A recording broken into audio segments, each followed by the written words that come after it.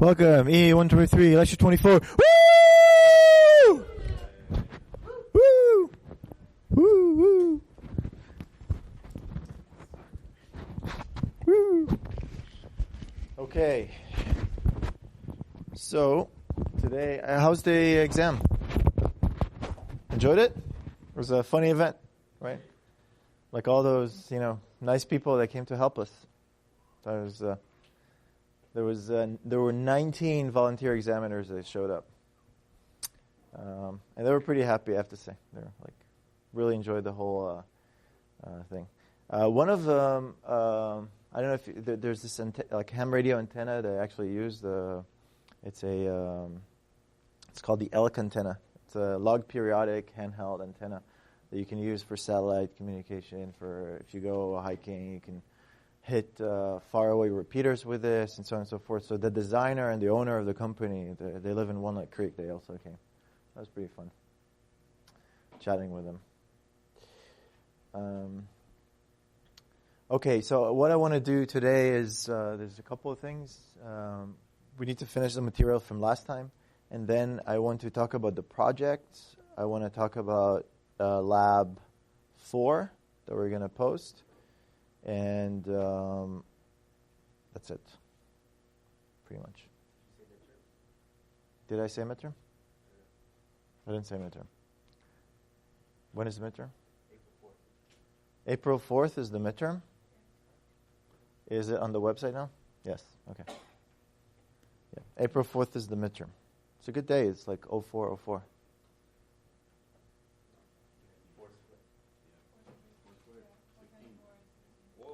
Oh, wow. This is... Yeah, so the midterm is at 4^16. I like it. Love it. Okay, so project. First of all, so you're going to go to spring break. What I want you to do is to think about the project.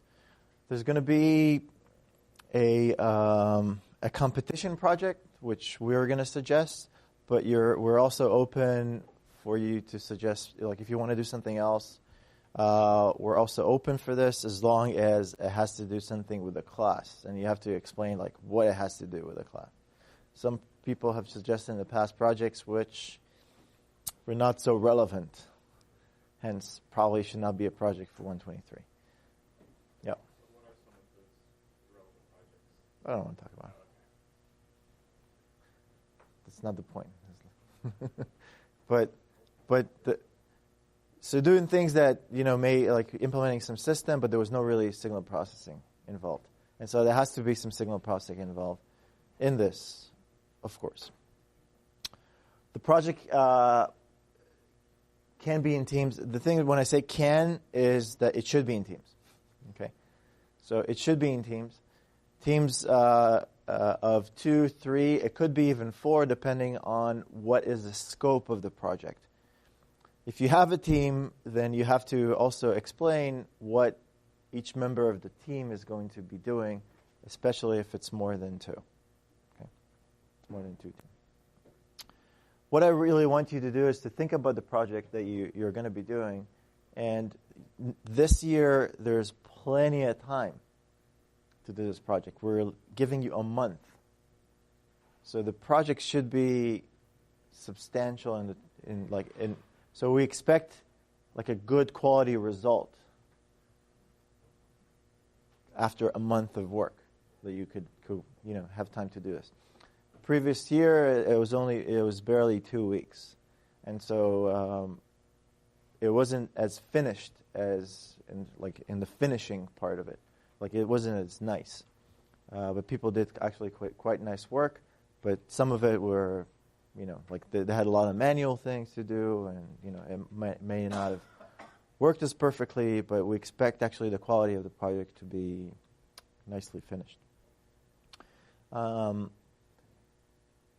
happy to discuss with you if you have any ideas about doing a project, but if you're not going to choose the competition one, then I suggest to do something with the radios that we give you, or with the software-defined radios. And if you don't want to do, or with the things that we have in the shack, if you don't want to do this, this is okay. But again, you have to have a good project in order for us to approve it. What we're going to do is so this is April 1st. You need to submit about 2 paragraphs. We'll give you more information of where and how to submit it so we can track it nicer. We're going to create groups. You can create project groups in B courses and basically do that way, and we're going to send you instruction how to do this. And put more information during the spring break online about the project. After April 1st, we're going to have weekly 5 to 10 minute project follow-ups. So every team will have to report to us weekly on their progress.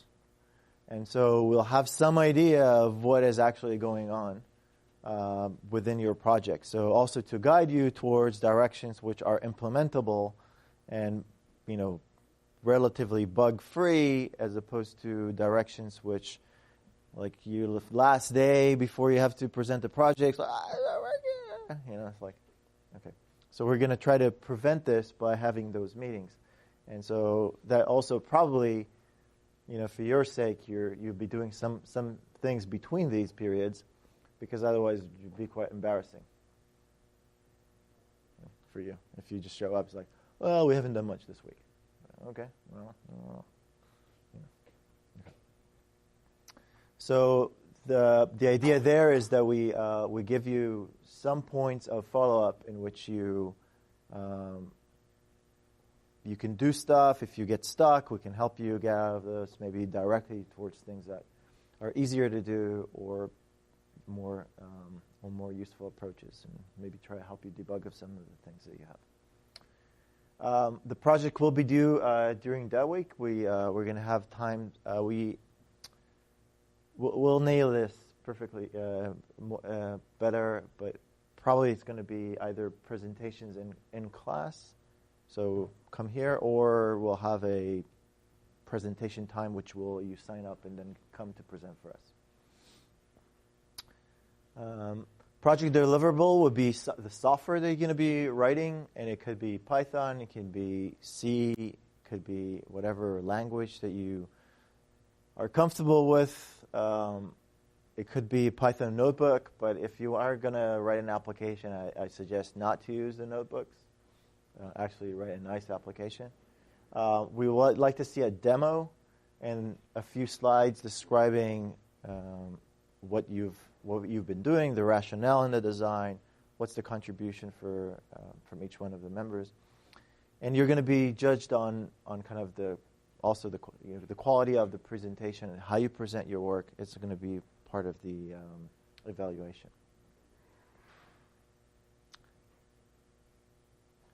So the competition project is going to be similar to last year, which it's going to be image communication. So we'll give you a bunch of images that you can train on. What you need to do is transmit the best quality image over a 1-minute period. Okay? There's going to be some limitation of how much time you have once you get the image to process it before you send it, but the transmission period should be about 1 minute. And then how long does it take you to recover the image after you decoded it? But it's not going to be an issue. It's going to be, okay, we're not going to give you an hour, but a few minutes, it's not a problem to do. So you don't have to write that kind of inefficient code in that sense. But I think it's cool in the sense you can do a lot of things in order to send high quality data. Is think about compression. So you learn a little bit about Fourier transform. You can learn a little bit more by yourself about we covered wavelets. You can read a little bit about DCT, how image compression is done. The idea here that you also learn a little bit from this project. So you leverage things that you learned in class, and you kind of try to read out what's going on in the world. So you can implement some compression algorithm. You can perfect the communication part of it. You can perfect the receive part of it, maybe do processing, remove noise, all sorts of things. Maybe there's different ways that you can encode an image. For example, if you have an RGB image, you can use wavelet or discrete cosine transform. If you have a binary image, then you don't have to send, RGB data in order to get good quality. Maybe you can quantize the color space. There's lots of ideas how you can reduce the data in order to send this. Evaluation is going to be based on what's called a measure called PIC-SNR, which we're going to define for you, and a visual quality of the result. And you can use any methods that you write yourself.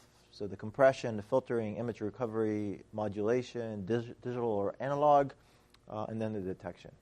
Now we're not just going to throw you out there. Lab 6 is in Lab 6 we're going to create a modem, effectively. So you can leverage Lab 6 in order to use the modem or to improve upon the modem after you learned a little bit what it actually means.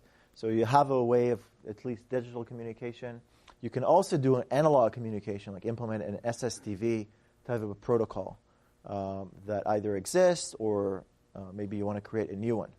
So there's lots of degrees here of design for this project. So you have to think about that. So evaluation will be a comparison to a baseline. Let me just pause it for a second. A baseline, so if the baseline is going to be, if you take Lab 6, and I take an image, I downsample it without compression to the size that it's enough to transmit all the bits without compression, and use Lab 6 to transmit that data, that will be the baseline, and compare to that. So what I'm going to do is I'm going to take an image, downsample it, send it without compression, and then upsample it again, and that will be your baseline to compare against. Okay, that will be the minimum thing you could have done, because that would not really take you anything. Yeah. What do you mean? No, you're gonna everybody's going to get the radios, and they're going to get a audio interface for those radios. So you're going to get these Baofeng FM radios, which you're going to be transmitting on them. Okay, and you have to use them. If you don't, then you don't participate in the competition, because it's not fair. That's the platform. So you could do a project which you're going to use something else, and that's fine. And but you're not part of the competition. Okay.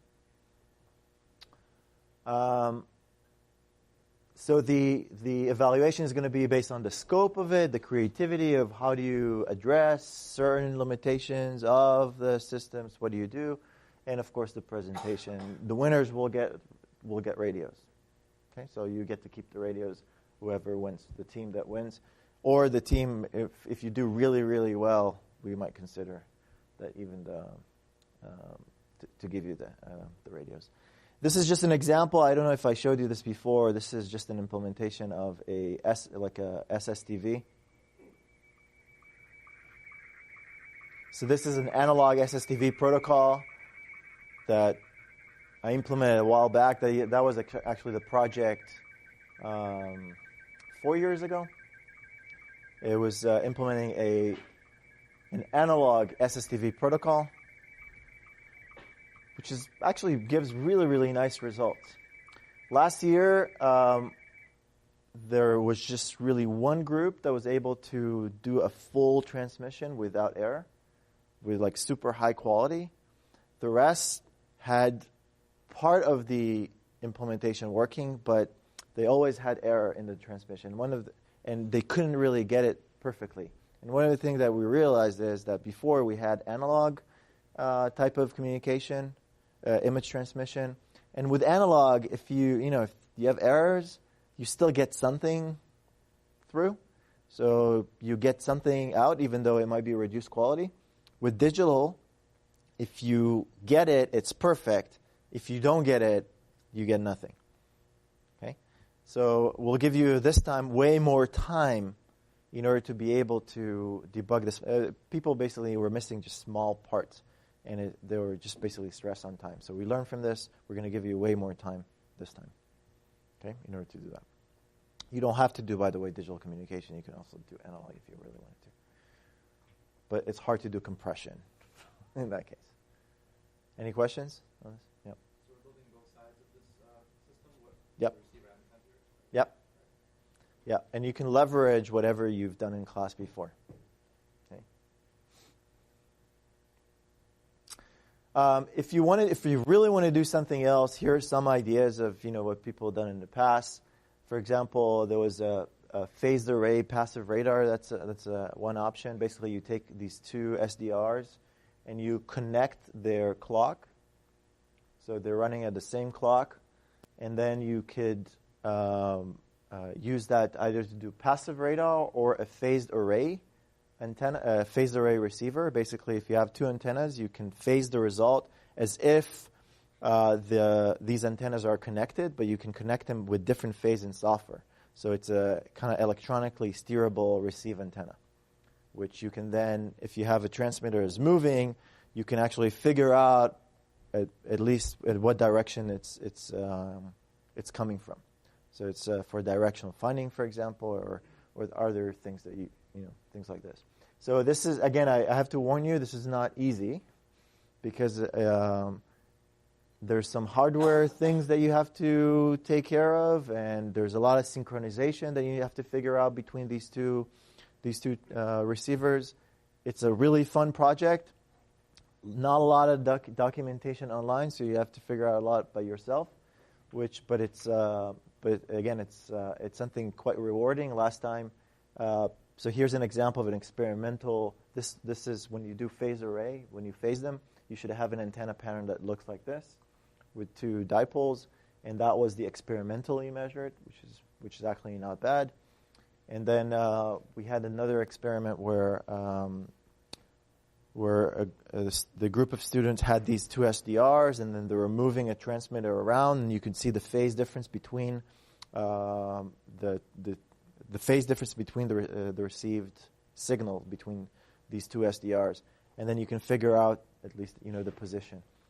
There's a lot of things that you could do with this. So just I'm open to the idea. Also look online if you're interested in this to try to come up with ideas by yourself. If anybody is interested in doing weak signal communication, either on HF or even on VHF, using those, even the Baofeng radios, you can kind of come up with techniques to do maybe telemetry, coded messages over time and be able to recover them even though they're buried in noise. There's some interesting work that you can do that. One idea, there's this protocol called JT65, which is a protocol for weak signal communication. It started to try to communicate through the moon, so for Earth-Moon-Earth communication. But what it does, it has this part which does synchronization. So it spends a lot of time on synchronization. So basically it's an on-off keying kind of sequence which has an autocorrelation or a very high pulse compression, which you can then use for synchronization. You can use these kind of codes to, even if you just key on your radio on and off in a particular rate, and you can do this electronically by controlling it from a computer. You can also do this and maybe do telemetry over long distances. Maybe you can bounce off airplanes. There's a lot of things that I can think of doing. But again, I'm going to leave that to your interest. Yeah. Any questions? I have to say that the competition project is really cool. Okay, so while we are suggesting it, it gives you huge degrees of possibility for design of that system, which is really nice. And it's a really fun project in terms that, you start with an image, it's sent, and it shows up at another place. It's really actually cool. And you can also hear what you're transmitting. It's all in audio range. SDR projects are also quite interesting, but again, they're going to be more challenging. Okay, so if you're good with your hands, you have some other experience and from other classes that you think you can do it, I also encourage you to do that too. Okay, or if you want to come up with something else completely, that's also okay. But you have to again get approved for that.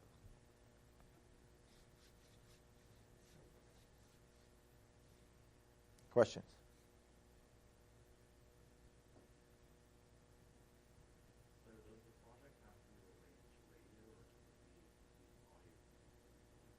Actually, so the radio is just a form of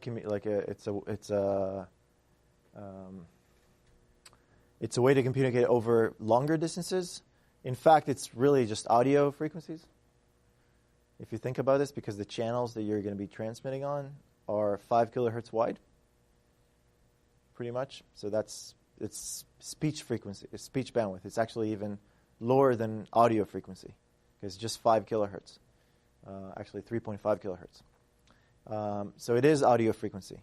You can do all the experimentation just in audio, and then you can just plug it into the radio and then transmit it. There might be, of course, issues with interference and things that happen with radio, but a lot of ways actually to debug your system is just putting a cable from between two computers, which avoids the wireless part.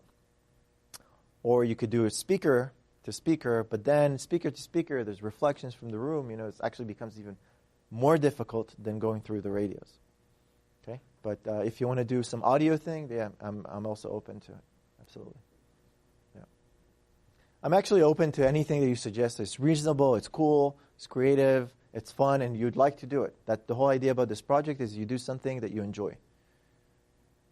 Okay, and you come up, it's like, well, that's something you can say, oh, that's pretty cool. I've done this. This is, I'm proud of it. Yeah, we had some other students in the past putting some videos, pretty cool stuff online. Pretty happy about these image communications. Or some people did voice control of remote control cars. What else I had? People try to do sorts of gesture recognition with audio. One person did a face tracking of a camera. So I had one student building a box. That's what he said. I'm going to build a box. So what do you mean build a box? No, it's going to be the coolest box ever. So what do you mean the coolest box? Well, I'm gonna put all these sensors inside the box, and I'm gonna put an object and play music based on the quality of the object. I was like, oh, that sounds pretty cool. So he put all sorts of sensors in it, like lasers to measure the size of the object, the camera to measure the color. He could figure out if it's elongated or not, and the weight, and all this stuff. And then he used that to come up with a choice of music to play for that particular object. The object was dark and like rounded, so he played like this grim music or something. So anyway, I'm open to a lot of things, but I have to say that the image communication one is also very, very fun to do. Yeah. Any questions before we move on? I want to talk about Lab 4 too. So by April 1st, and this is not a joke, you'll have to think of what you want to do for the project. At least if you want to do the competition one, or if you want something else, you have to write a couple of paragraphs of what it is going to be. Decide what your team is going to be, like who is going to be on your team. Then in the next week, we're going to discuss it between us, and then you're going to start working on it. Okay? You can start working on it right now if you want to, but it's probably not a good idea. but at least do the survey. Okay, John, anything? Okay, so I want to talk about Lab 4. Lab 4, we haven't put it out yet, but we're going to put it either today or tomorrow. Lab 4 is about frequency calibration and communications. So the SDR that you have is a crystal oscillator that often has an offset. It also drifts with temperature. So it uses a 28.8 megahertz crystal in order to use as a frequency reference for the entire chip. That multiplication of this plus some locking, frequency locking, will give you basically the demodulation frequency that you choose. So when you set, I want my SDR to listen to 94.1 megahertz, it's always with the reference to this 28.8 megahertz crystal. If that 28.8 megahertz crystal actually doesn't put 28.8 megahertz, actually puts slightly different frequency, then the frequency you're going to be listening to is going to be different as well. Okay? So this is an issue, and it's issue on all systems. All systems suffer from this type of frequency miscalibration, frequency drifts. Cell phones definitely have these because on cell phones, you cannot put really expensive frequency references. You can only put something that is small. It's very hard to do temperature control on it, and so on and so forth. So cell phones will have a significant frequency drift as well. What we're going to do then is we're going to look at the GSM protocol. GSM is a 2.5 generation cell phone network. It's started actually in Europe, European protocol, but then picked up in the U.S. by, then at the time was Singular, I think, and now AT&T. When people moved into 3G, they're actually using a completely different type of protocol. But the 2.5 generation phones are still using GSM.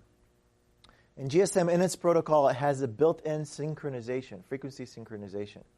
Because when you have a base station, the base station can have a really nice crystal oscillator. Like that doesn't cost significant, it is not a significant cost to have it. And so it can generate a synchronization that tells you, okay, we're going to send you synchronization pulses, which you can then, if you have a mobile radio, can synchronize to this and then correct for your frequency offsets. And so this is what we're going to do. This is an example, by the way, of a person I found online that tried to temperature stabilize their SDR so it doesn't shift, the frequency doesn't shift over time, so they put in oil. Okay, because oil is kind of like a temperature bath in order to control that frequency. But I don't know if you want to put your SDRs in oil. Okay. It's an okay way. Okay, so what we're going to do in the lab is actually learn a little bit about GSM. And it's just, I think it's nice in the sense that this is a system and a protocol and a standard that people develop to also mitigate with a lot of issues that happen in real life. Okay, so cell phones move around, they don't have, the frequency is not correct, maybe the timing is not correct. What if you have multi-path that happens? How do you communicate over the same channel with a few people to get more efficiency? And so on and so forth.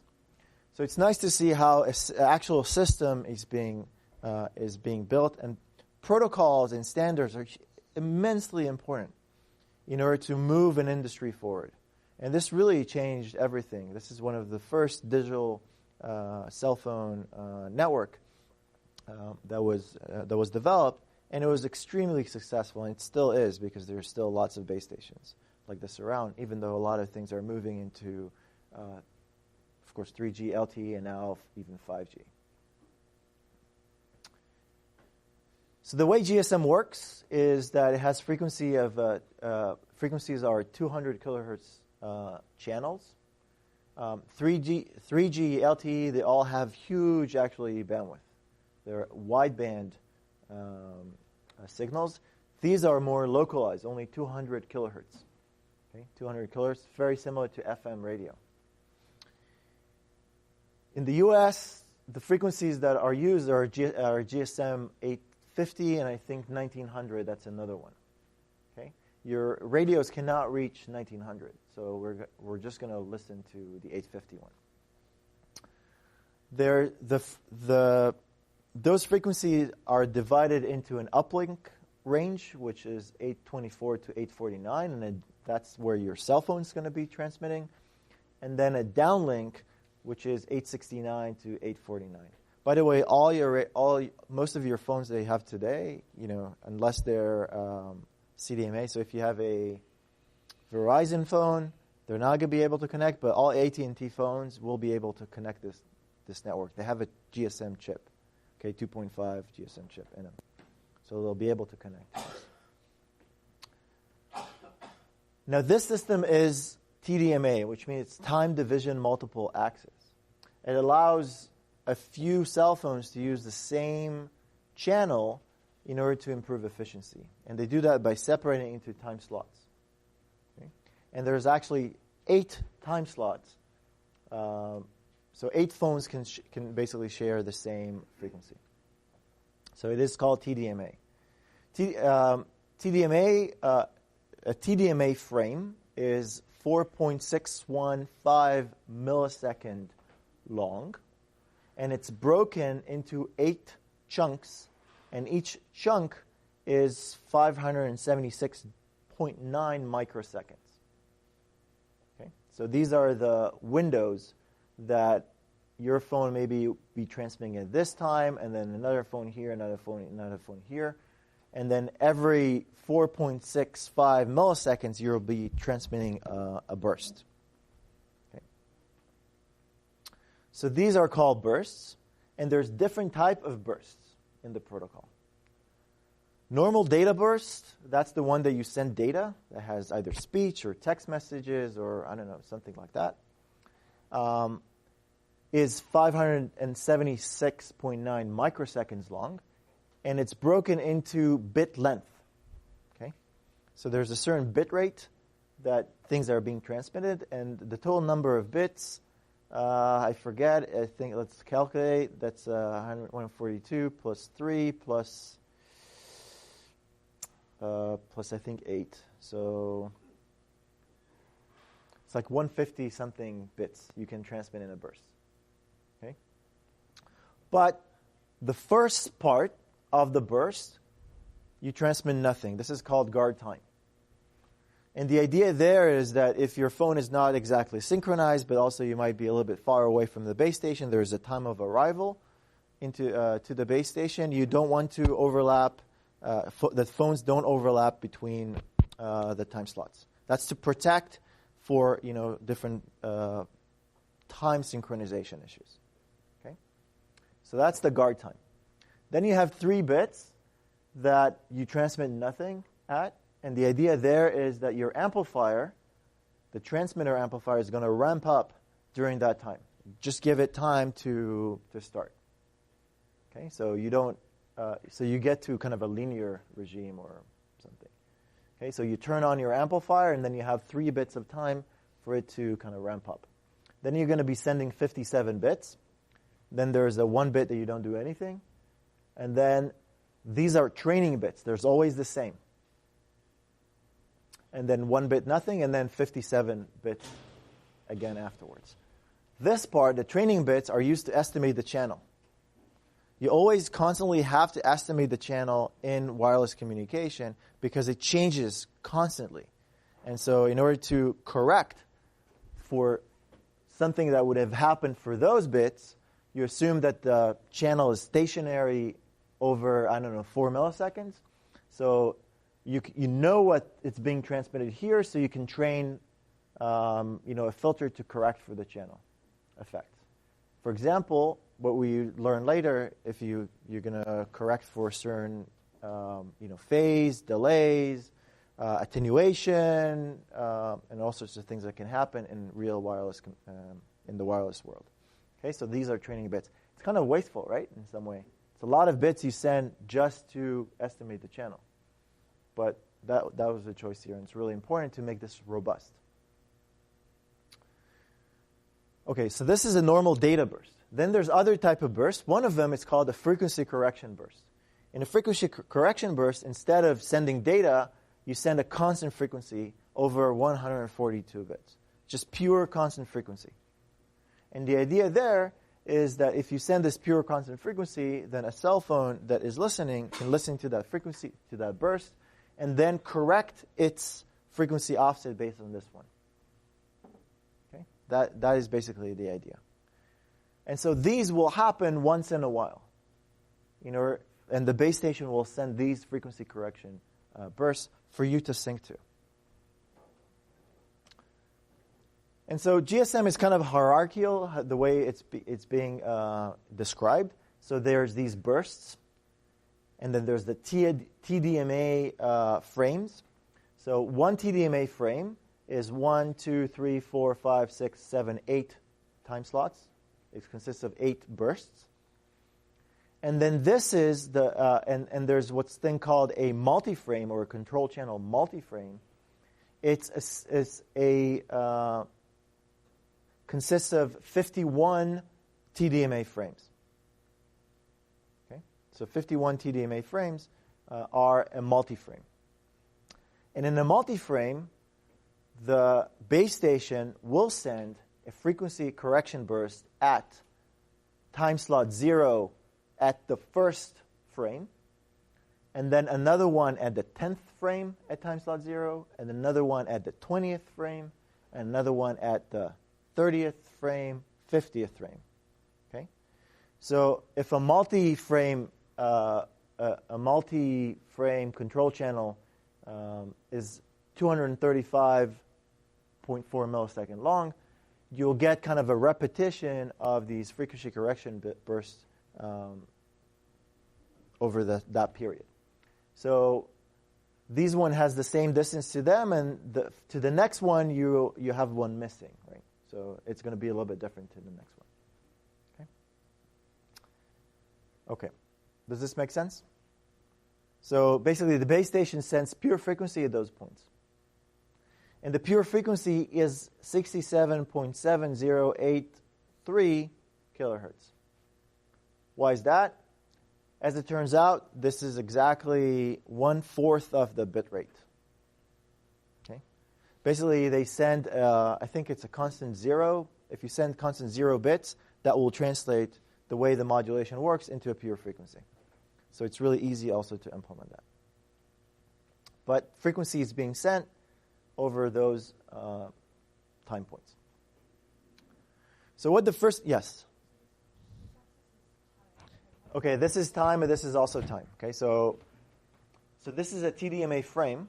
It's made out of 8 time slots, and so this is 8 time slots, and it's 4.615 millisecond long. So time goes that way. 1, 2, 3. Yeah. I just wanted to show you where it is, the time slots. Okay, so the first thing you have to do is to find a GSM base station. It's possible to automate that process, but I'm going to save it from here. What you're going to do is you're going to open GQRX or SDR dash with your SDR, and you're going to look for a GSM base station. GSM base station spectrum looks like that. Okay, if you see something like this is a spread spectrum, which means that it's either LTE or 3G. Okay? This is constant frequency wideband, like 1 megahertz. This is a GSM base station. It looks like this, and it's over 200 kilohertz. Okay? You're going to look for one. And if you see that one, you could see that if I actually try to demodulate at a particular frequency, then you see that it's not centered. It's not centered because I have a frequency offset in my SDR.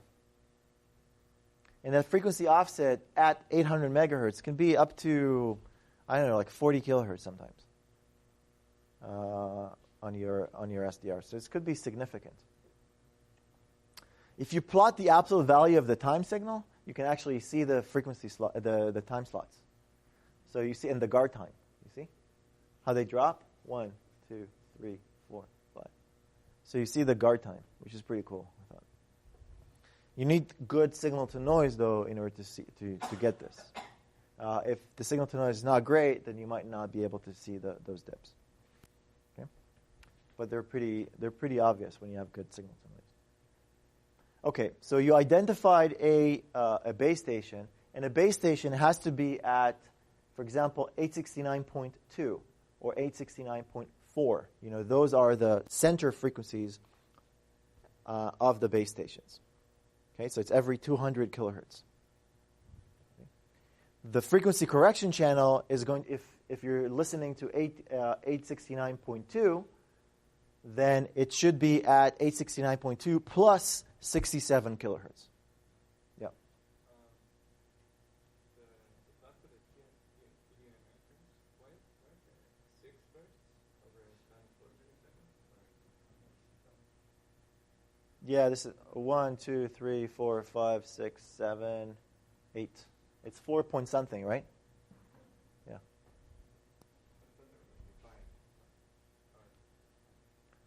TDMA frame is 4.6, right? So it's fine. Yeah, but okay, next slide. It's only, okay, 1 before. Yeah. 1 slide before. 1, 2, 3, 4, 5, 6, 7, 8. Yeah. So can you go 1 slide back? There's only 5 frequency correction bursts in that range. Yeah. So where did the extra 3 come from? This is a TDMA frame. This is a TDMA frame. I'm just showing you the guard time. So you're just seeing these dead times in each frame. You don't know what the content of these. You don't know if it's a frequency correction burst. When you look at, this is the time signal. Right? You don't know if this is a pure frequency or not until you do an analysis on it. Okay, so what you're going to do is you're going to acquire, so there's going to be some offset. Now, if you just look at a spectrogram of this is how it looks. This is a spectrogram. And in the spectrogram, what you're going to see is that, at some point, suddenly there's a pure frequency corresponding to the frequency correction channel. See? There's one here. Okay? So this is one way you can kind of synchronize to it. But computing a spectrogram is pretty expensive. Like phones cannot do that. It's really, really expensive. So what we're going to do is we're going to do a cheap approach of estimating what is the frequency offset. There's many ways of doing this. Your cell phones use either, sometimes they use PLLs, they use all sorts of things. We're going to use a very simple thing. What we're going to do is we're going to design a filter that's going to have a bandwidth of 15 kilohertz, about 67 point something kilohertz. So we're going to look for the frequency offset within a 15 kilohertz bandwidth. Now, yours might be a little bit more. So what you're going to do from the spectrogram, you're going to figure out what is approximately the frequency is, and you're going to then design the bandpass filter around that one. Okay. Now, this is going to be a one-sided filter, okay, just a one-sided filter, which then means that if you take the magnitude of the result after filtering, it will reveal the amplitude or the envelope of the signal. And when you look at this, you're going to see, if you look after filtering with this narrowband signal. So what you're going to do, what you're going to do is you're going to demodulate the signal that you have onto such that the frequency correction channel is around DC. And then you're going to do a low-pass filter. Okay, that's what we're going to do. So that's what I call translating filter. You're also going to be decimating, because once you do a low-pass filter, then you really don't need to operate at this high rate. Okay? So you're going to also decimate. We're not going to give you numbers here of what to do. This is part of the thing. Like the instructions are going to be a little bit more sparse than you used to. And the idea there is that you should now get some understanding of what actually to do. So we're not going to tell you how much to decimate. We're going to give you some criteria about the filter, but you're going to be designing all of those. Okay?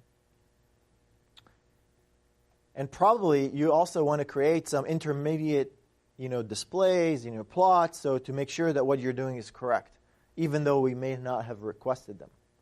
But this is for you to debug. Okay? So there's more responsibility here. Okay, so you translate by demodulating by the center frequency that you picked. you run through a low-pass filter, you take the magnitude, and see those bursts. Okay? So now you see those bursts. What you're going to do then is you're going to detect them by thresholding, and now you know where those bursts occur. Okay? So you detect at the low rate, you figure out where they are, and then crop those samples. Then you're going to compute an FFT, which is going to be zero padded over those cropped versions. So you know it's a pure frequency. So now I want to compute the DTFT, right? Or what is actually the frequency by zero padding to a certain amount to get a certain frequency accuracy. And then compute what's actually that frequency of this burst. And you're gonna compute over, I think, 300 milliseconds, so you have at least 6 bursts. And over these 6 bursts, you're gonna now compute what is the DTFT of this, the DTFT of that, DTFT of that, DTFT of that, and so on and so forth. This is the DTFT of one of them, and here's, when I play in intensity, the DTFT of of 6 of them. And you see that's pretty consistent. But because of noise, they might vary. So what you're going to do then is you're going to do average power spectrum over them. And then figure out what is the peak. That will give you what is the frequency offset. You know how much you demodulate it by, and then you know how far it is from the 67 point whatever kilohertz, and that will give you exactly what the frequency offset that you need. Okay. And then after you do that once, you're going to then create a function that does that automatically. Okay? You give it some values, and then it goes and it finds this drift over time. And then you're going to track it over time and see what happens to your SDR over time. And this is when I ran it over 3 hours almost last night. And what you see here, that the frequency drift, first you start at a certain point, and then it starts going up because it heats. The SDR starts working, so it heats up. So over the first few minutes, this is minutes, 10 minutes, it heats up. And it heats up to a certain temperature, and then it stabilizes. But then, overnight, the house gets colder and colder. So the frequency kind of drops slowly as the temperature in the house kind of drops down, too. Okay, so you're going to be able to see those drifts. And you see the drift is actually quite significant. Okay? So that's cool.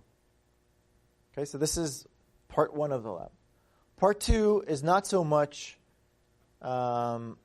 writing stuff, but it's mostly following. We want to teach you a little bit about modulation. So we created some notebooks, IPython notebook for you to go through different type of modulation.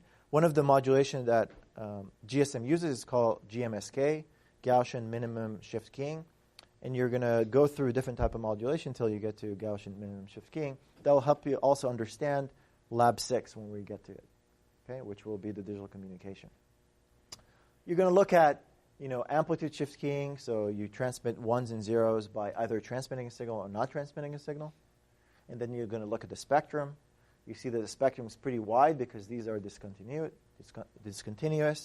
So you can actually pulse shape them with a sync, with a certain time bandwidth, in order to get the bandwidth to be narrow and not interfere. Okay, so of course here you kind of trade off. This bit is really defined where it is. Now it's more spread and interferes with the other one. So there's a trade-off between, it's called inter-symbol interference, and your bandwidth. Then you're going to look at what's called binary phase shift keying, where each bit is represented by either its phase. So the phase shifted from being positive to negative, so shift of pi over a period. So you see here there's a certain phase. This is a sign, and then it shifted to a minus sign, and then it kept on minus sign, because there's 1, 0, 0, 0. So there's a period where the phase is not being flipped, and then you have a 1 where the phase is actually flipped, and then a 0, phase flipped again, 1 flipped again, 0 flipped again, and so on and so forth. And the spectrum, of course, is going to be wide because of this discontinuity. Then you're going to shape that as well, and you're going to see that. And what you lost here is a constant envelope. Here you had a constant envelope, which you can use a nonlinear amplifier. Here it's not a constant envelope. And so it's harder to use a nonlinear amplifier for this one. Okay, because now you have to adjust for the magnitude.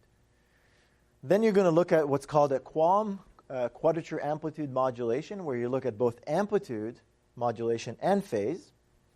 So you send a bunch of pulses which has different phase and different amplitudes, each corresponding to, this is an Emery type of modulation. There's actually more bits being transmitted at each time frame. So each one of these amplitudes and phases correspond to a letter, or a symbol out of 16 possible symbols, which have a certain amplitude and phase. So you're going to submit cosines with different amplitude and phase corresponding to its symbol value. So now, here, this period, instead of sending 1 bit, you're actually sending 4 bits. Okay? So it's more efficient, but of course more complicated too. The last thing we're going to look at is frequency shift keying, where you change between 2 frequencies. One frequency is for 0, one frequency is for 1. And you can see within the bit period, you just switch between 2 frequencies. So this is 1, 0, 0, 1, 0. And this is kind of like digital FM modulation. You see that it has a pretty wide bandwidth, which is not great. So you can kind of get these closer and closer and closer.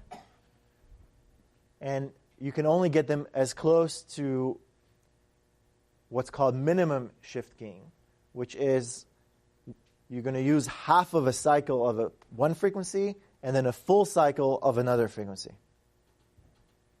That's the minimum thing that you could do. And in that case, the spectrum kind of looks nice and compact.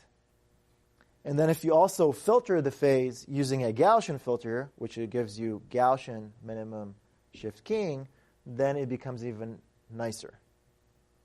It doesn't have all these bumps. And so what you're going to do is just go over all these. You don't have to write a lot of stuff, but you'll have to observe, and you'll have to report something at the end to us that we know that you went over it. But this idea is to prepare you for the next lab. Okay? All right, I ran a little bit out of time. I just wanted to say something about the previous time where we did this. Actually, it was right. Where you have a plus here, that means that these two are conjugates.